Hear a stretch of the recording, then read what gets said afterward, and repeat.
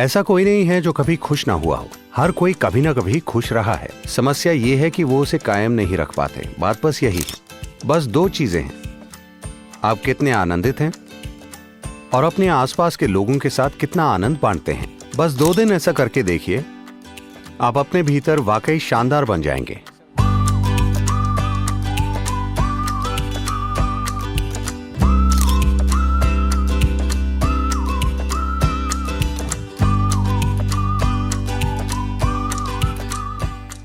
खुशहाली क्या होती है? आप जीवन में वाकई अच्छा कब महसूस करते हैं? आप वाकई अच्छा कब महसूस करते हैं? जब आप बहुत खुश होते हैं तो आप अच्छा महसूस करते हैं। चाहे आपके शरीर में बीमारी हो तब भी आप अच्छा महसूस करते हैं। चाहे आपको मेडिकल जांच में बीमार बताया जाए लेकिन आप अभी बहुत खुश हैं तो आप अच्छा महसूस करते हैं, है ना?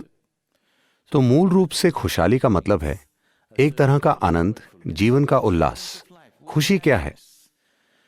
हम कह सकते हैं कि खुशी ये या वो है, लेकिन जीवन के स्तर पर खुशी का मतलब है आपकी जीवन ऊर्जाएं ज्यादा उल्लासित हैं सामान्य स्थिति की तुलना में।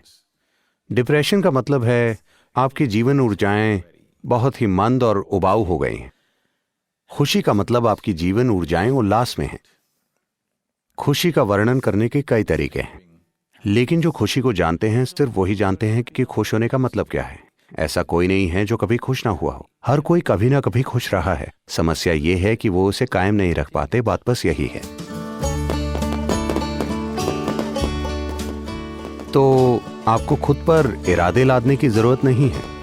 बस कुछ सरल तरीके अपनाइए ताकि आप मंद ना पड़ें।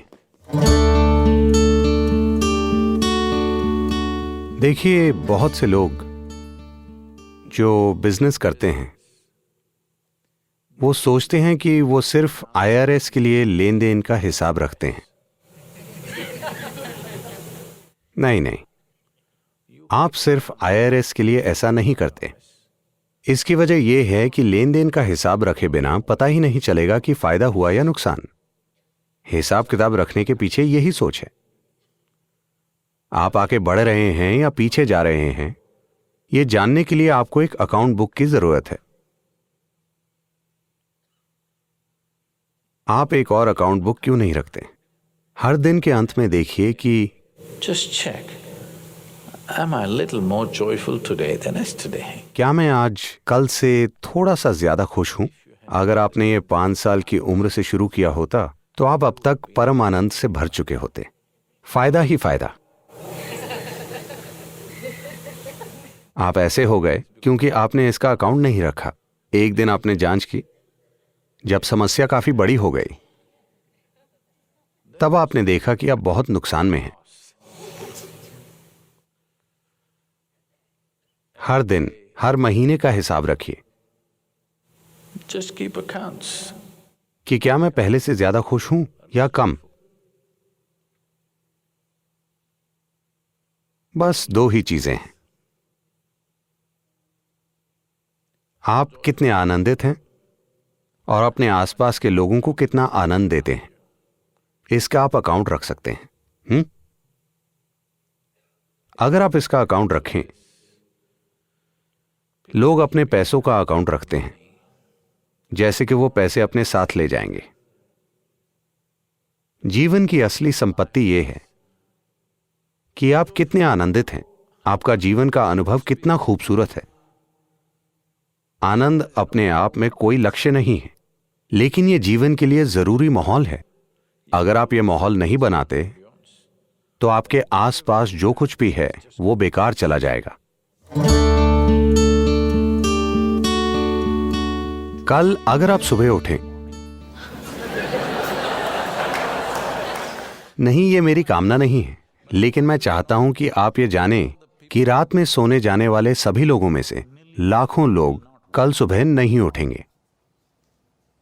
And tomorrow, और अगर मैं और आप कल उठ जाएं, तो क्या ये एक शानदार चीज नहीं है? लाखों लोग नहीं उठे, आप उठ गए। क्या यह अद्भुत चीज नहीं है? आप मुझसे सहमत नहीं लग रहे, क्योंकि समस्या बस यही है कि आप इस विचार से जी रहे हैं कि आप अमर हैं।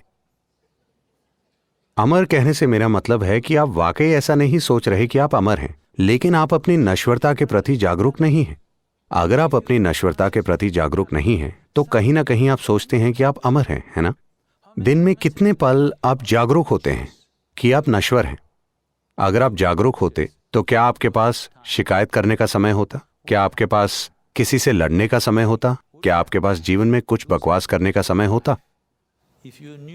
अगर आप जागरूक होते कि आप नश्वर हैं, तो आप सिर्फ वही चीजें करते जो आपके और आपके आसपास सभी के लिए बिल्कुल जरूरी है। ऐसा मत सोचिए कि ये नकारात्मक चीज है। मृत्यु नकारात्मक नहीं है, सिर्फ यही चीज आपके जीवन को मूल्यवान बनाती है। अगर आप हमेशा यहीं रहें तो आपको कोई झेल नहीं पाएगा। अगर आप बस इस एक चीज को लेकर जागरूक हो जाएं, यानी आप हमेशा जागरूक रहें कि मैं नश्वर हूं, आपको ये सोचने की जरूरत नहीं है कि मैं आज मर जाऊंगा। हम जितना हो सके उतना लंबा जीना चाहते हैं। बस आप इतना जानिए कि एक दिन मैं मर जाऊंगा। हर दिन हर पल अगर आप खुद को याद दिलाएं कि ये छोटी जिंदगी है, मैं नश्वर हूं, एक दिन मेरा अंत होगा, बस ऐसा 2 दिन करके देखिए, आप अपने भीतर वाकई शानदार बन जाएंगे। बस इतना ही करना है। यही योग का बुनियादी पहलू है। जो सबसे पहली शिक्षा दी गई थी वो ये थी कि ये आपका कर्म है, मतलब ये आपकी करनी है। आपका जीवन और आपके जीवन का अनुभव पूरी तरह से आपने ही बनाया है। अगर ये चीज आप में गहरी नहीं उतरती तो आप जरूरी बदलाव नहीं लाएंगे। आपको अब भी लगेगा कि हाँ, मैं जानती हूं ये मेरे कर्म हैं, लेकिन आपको पता है मेरे पति ने क्या किया।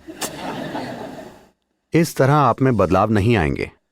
पहले आप ये समझिए कि ये मेरी करनी है, पूरी तरह से मेरी करनी है। जैसे ही आप ये देखते हैं तो आप में उसे बदलने की क्षमता आ जाती है। मैं देख रहा हूं, लेकिन क्या आप जानते हैं कल उन्होंने मेरे साथ क्या किया? अब आप उसे नहीं बदल पाएंगे।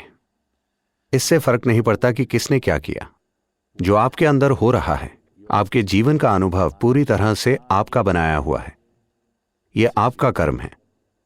कर्म कोई ऐसी चीज नहीं है जो आपके ऊपर कहीं से आ गिरी है। कर्म मतलब यह आपकी करनी है, यह आपका बनाया हुआ है, यह आपने किया है। सोने जाने से पहले हर वो चीज जो आप नहीं हैं उसे एक तरफ रख दीजिए। हो सकता है वो आपके लिए कीमती हो, जैसे आपका घर। क्या ये आप हैं? हाँ, मेरा घर। ठीक है, आपकी भावनाएं उससे जुड़ी हैं, पर ठीक है, उसे एक तरफ रख दीजिए। आपके पति, क्या वो आप हैं? नहीं, ये तो आसान है, मैं वो नहीं हूं।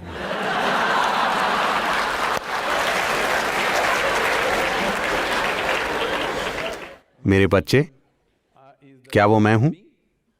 ओ, ये थोड़ा मुश्किल है, लेकिन नहीं, वो मैं नहीं हूं। वो आपसे कहने लगे हैं। अगर वो 12 साल के हो गए हैं तो आपको बता चुके होंगे। तो कपड़े आप पहनते हैं, क्या वो आप हैं? नहीं। जो शरीर आपने धारण किया है, क्या वो आप हैं? नहीं। ये सारे विचार और भावनाएं, क्या ये आप हैं? नहीं। हर वो चीज जो आप नहीं हैं उसका एक ढेर बना दीजिए। असली ढेर नहीं, बस इसे अपने मन में कीजिए। हर चीज अलग रख दीजिए। मैं देखता हूं। हर दिन आप इसका अभ्यास कीजिए। एक दिन जब आप सफलतापूर्वक हर वो चीज अलग रखते हैं जो आप नहीं हैं, तो जो आप हैं वो स्पष्ट हो जाएगा।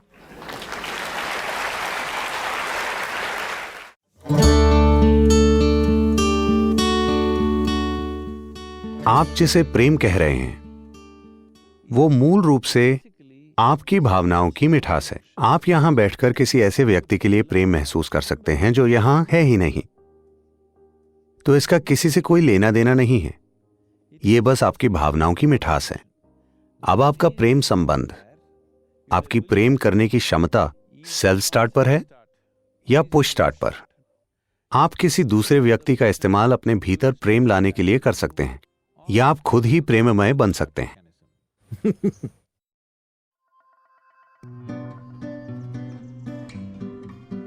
देखिए, किसी इंसान के लिए प्रेम क्यों जरूरी है। हर इंसान लगातार अपनी मौजूदा स्थिति से कुछ ज्यादा बनना चाहता है। आप किसी चीज को खुद में समाकर अपना हिस्सा बना लेना चाहते हैं। पूरी कोशिश यही है। अगर यह भावनाओं के स्तर पर होता है, अगर आप भावनाओं के माध्यम से ऐसी कोशिश करते हैं, तो हम इसे प्रेम संबंध कहते हैं। आप भावनाओं के इस्तेमाल से किसी ऐसे व्यक्ति को अपना हिस्सा बनाना चाहते हैं जो आपका हिस्सा नहीं है। यह प्रेम संबंध है। अगर आप जागरूक होकर ऐसा करते हैं तो हम इसे योग कहते हैं। हर दिन 5 मिनट किसी ऐसी चीज के साथ बैठिए जिसके आपके लिए कोई मायने नहीं है। शायद कोई पेड़ या पत्थर या कीड़ा या मकोड़ा।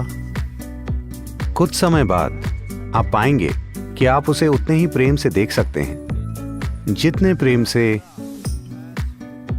आप अपनी पत्नी, पति, माता, पिता या कुत्ते को देखते हैं।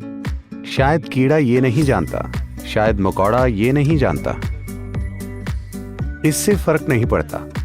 अगर आप हर चीज को प्रेम से देख पाएं तो पूरी दुनिया आपके लिए एक खूबसूरत वस्तु बन जाएगी। आपको एहसास होगा कि प्रेम कोई ऐसी चीज नहीं है जो आप करते हैं, यह आपके होने का तरीका है।